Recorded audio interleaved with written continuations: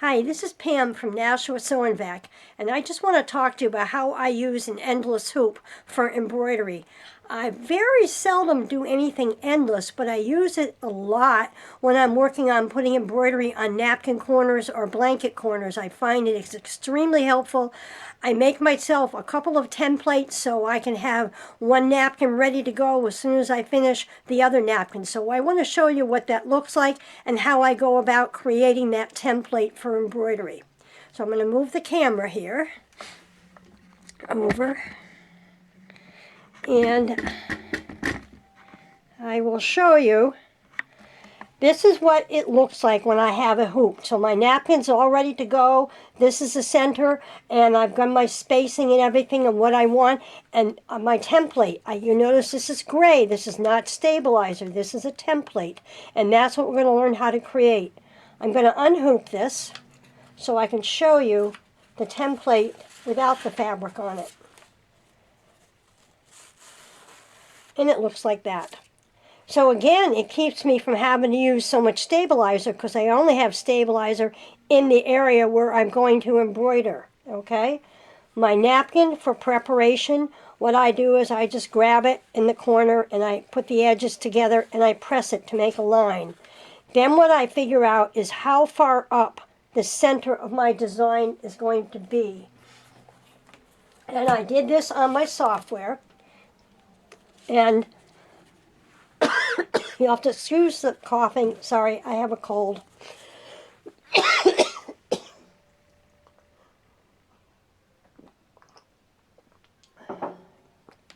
So I print out true size, my embroidery, and I lay it on here and I measure. And I know this particular embroidery, I want it 4 inches from the tip. So what I do is I measure up 4 inches and I put a dot there. And then I draw some lines. Just by laying this right on here, and I just mark the lines right like that. And my vertical lines are already marked with the fold. So that's my napkin and and I can do them all at the same time. Okay.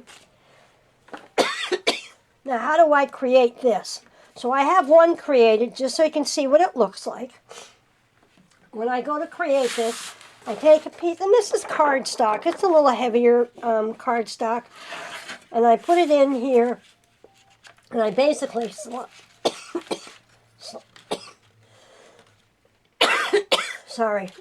it in, pop it down, let me show you that a little bit better. Pop the hoop down.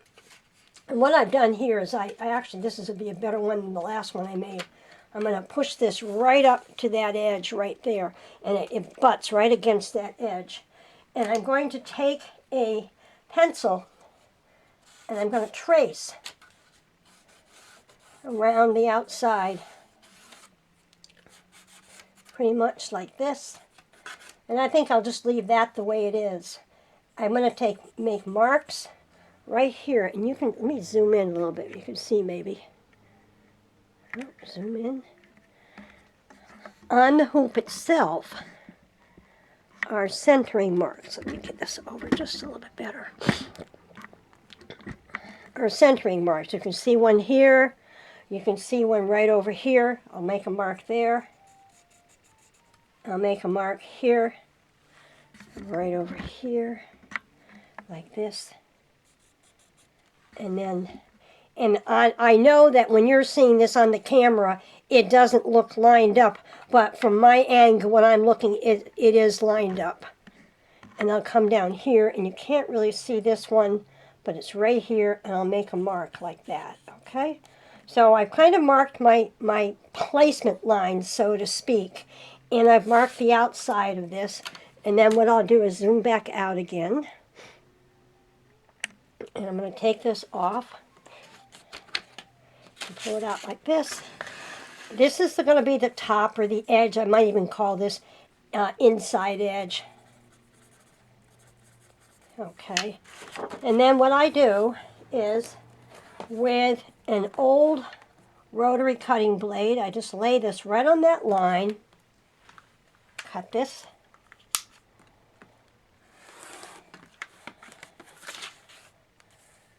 lay that right there.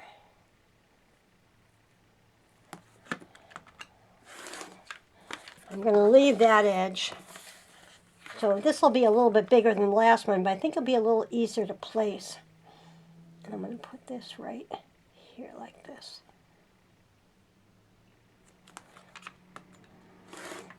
Okay. Did I not mark that edge? Huh. I don't think I did. Well, it's good enough. All right. I think I forgot to mark that edge, but we'll work with it. So what I'm going to do here, just to make these lines more visible, is I have a magic marker, not a magic marker, put it right there, a Sharpie. And I'm just joining those lines that I marked from the hoop, those placement lines. I'm just joining those together, okay? Make sure they're nice and straight. Okay. I'm pretty careful about this. And if you have a fine tip Sharpie, I believe it would be better, or something you could see without, this is not the best, but it's what was in my sewing room right now. So now I have right here basically something that I can take and just slide this right in, line it up with those marks, and you can see, I'll snap this down, that that's all lined up with those marks. Actually, again, it doesn't look like it. It isn't right here. So I can see I didn't quite get it.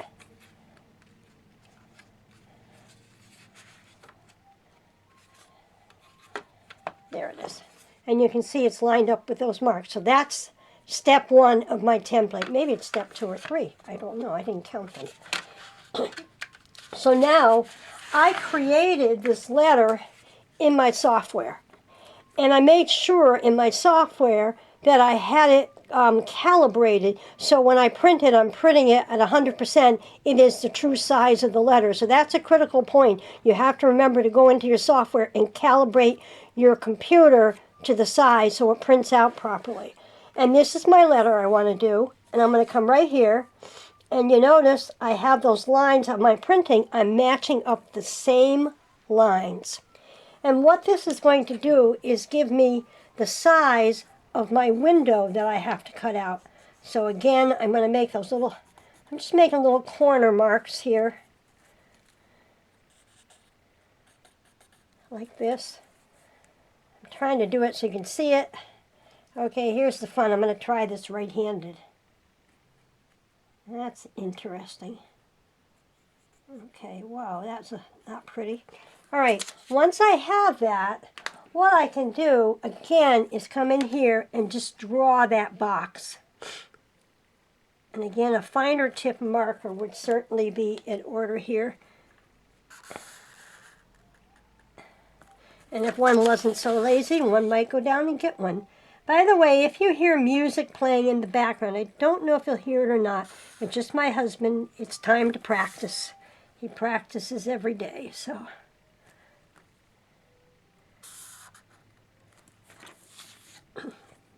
All right. You could probably skip this if you thought you were better with a rotary cutter. I'm happier knowing I can actually see what I'm doing. So what I'm going to do now is I'm going to cut it. And I'm not going to cut it right from the corner. I'm going to leave the corners like not cut. Because I'm not that precise. And this way I can go back with a pair of scissors and I can clip those corners. Okay.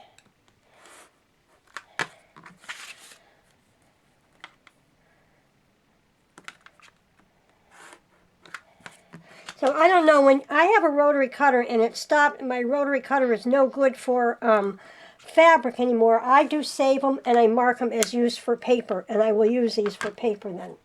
Okay, so once I have that, I'm going to come in and just clip out my corners. I just think it's a little bit more accurate this way.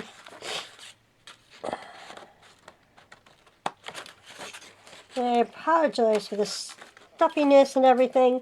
My son gave me a cold for Easter this year. My husband also got it. Okay, so this is my template, and that will be my top edge. So what I use for stabilizer, and I put them, let me reach over here. I use 2 stabilizers for this. First thing I use is Aqua Magic Plus. Aqua Magic is a water-soluble mesh. The plus means it's sticky, so I can just stick it right to the back. This stuff is pretty expensive, so what I've done by doing this is I've minimized how much I have to use. I'm not hooping a whole big amount, and this is my, oh, wrong one. This is my Aqua Magic Plus. It looks like this, and it peels off a piece of paper.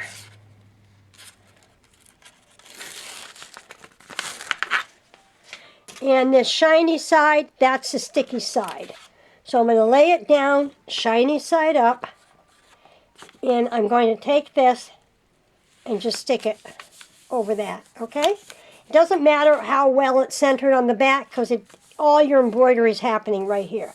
So I have that. I do think for this particular embroidery that I'm doing a raised satin. I feel it needs a little bit more stabilizer. So this is Ultra Clean and Tear. It's an OESD product. And we have these at the store. We carry them both at Nashua Sewing Back. It's possible that there might be a different, this is Inspira. We may have a different brand in, but it's the same idea. You'll see the Aqua Magic Plus. It is a water-soluble, sticky stabilizer. The Ultra Clean and Tear is an OESD. It's a tearaway. It's a basic tearaway. But why I like this is that what happens is it's very easy to tear away. I usually dampen the back of it and it pulls right off. And as you wash it, the fibers in here stay underneath the embroidery, but they get washed away from the rest of the embroidery. So when you're doing lettering and stuff like that, you don't have all that stabilizer on the back of it as you wash the item. So I'm just going to take this and I'm going to turn away for a minute. I use KK2000. I'm going to spritz the back of this with a little KK2000. Okay. I could get away with just sticking this under if I remember, but I never remember, so this way I know I have it back there. So now I have a layer of my Ultra Clean and Tear and a layer of my Aqua Magic Plus. So now I'm stabilized. Okay, my napkin. So here's my napkin. When we talked about this, I laid my letter right on here and said, oh, where do I like the placement of that letter? Okay, I like it like that. And I measured from this distance. Let me move this over here. See a little better. I measured from this distance to this distance. So I know up that my vertical line that I measured 4 inches. So I marked my 4 inches. And then I just took something, I just used this once I had it up there and marked. And what I would recommend, I didn't do it with this. I used a water-soluble marker like this.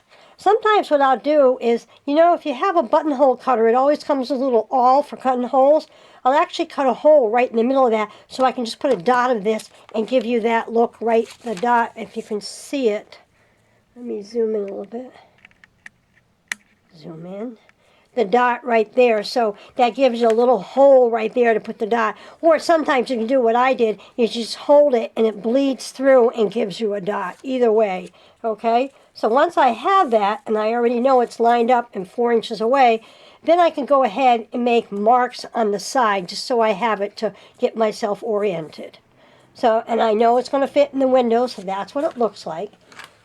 Now I'm going to take this, like this, and I am going to, the easiest way to do this is actually take this and, oops, wrong way, fold it along those lines. Oh, I'm going to zoom back out again so you see what I'm doing. I'm going to make these lines a little darker here. These are water soluble. And I would tell anybody that if you have the purple, the air, don't use the purple pen because if you iron it, it sets it. And I can tell you how come I know that. All right, so unless I have something I just want the air to take away in a few days, I will go ahead and use this purple, the blue marker. I've used these for years, and they work great. Okay, so now I'm flipping to the back, and I'm folding right along that line. There's my center dot is right here. My horizontal lines are right there. I'm going to fold that.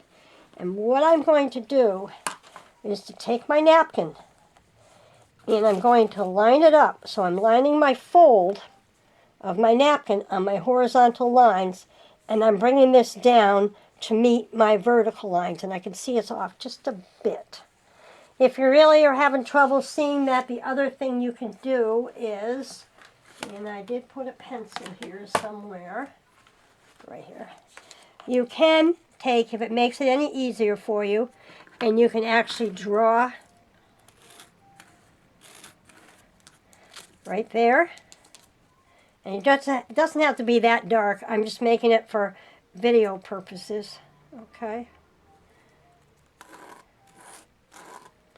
And mark it. If that makes it easier for you, you can certainly do that. So then you take this and you can put it right on the line and know that you have everything lined up. My vertical is lining here, my horizontal's here. I flip that down, and then I take this and I'm ready to hoop it. Now what I do when I'm doing napkins is I have 2 of these going.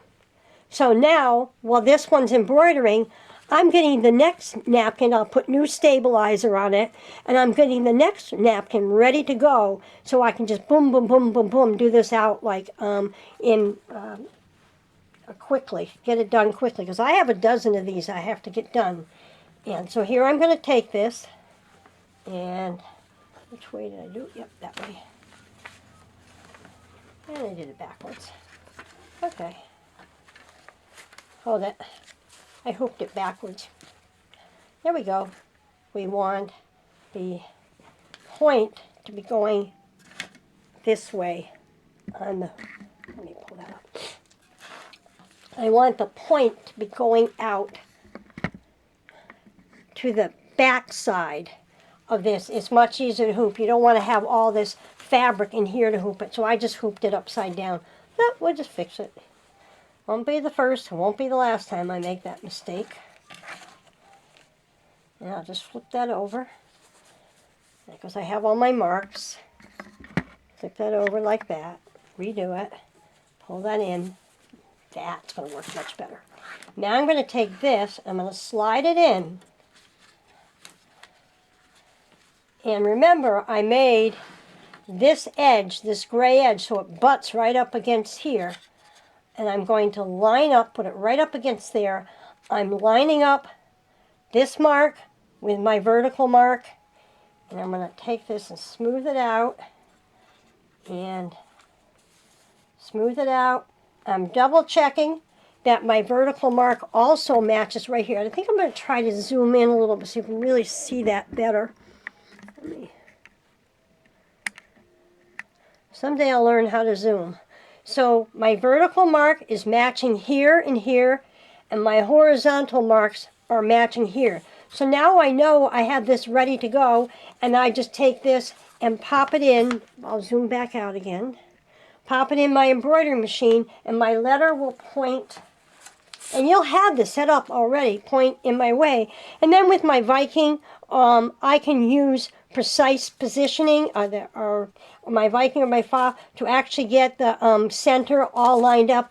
And if I'm working on a baby lock, I can zoom. They're centered. All of them have positioning. The baby lock, Bernina, Viking, Fa, all have their typical way of positioning. I can get this positioned perfectly, so I can go ahead and do that embroidery. Meanwhile, while that's running, I'm over here preparing my other napkin for my next napkin, so I just go boom, boom, boom, boom, boom. But this makes it so much easier to hoop, rather than trying a regular hoop, hooping all that stabilizer and everything. Here I have a template, and I just go back and forth and back and forth. So I have 2 templates that I generate for my project. So I hope this gives you some food for thought. It certainly, I'm going to switch back to me. Give me a second, since I'm my own videographer. All right, there you go. So I hope that this gives you an idea of something that you can do. Take the use of this, and I've done this a lot. I do it on blankets, I do it on napkins, I do it on tablecloths. I have found this to be much more efficient and actually much easier than trying to hoop the whole thing and get everything organized. So that's my speech about the endless hoop, how I use the endless hoop. Thank you.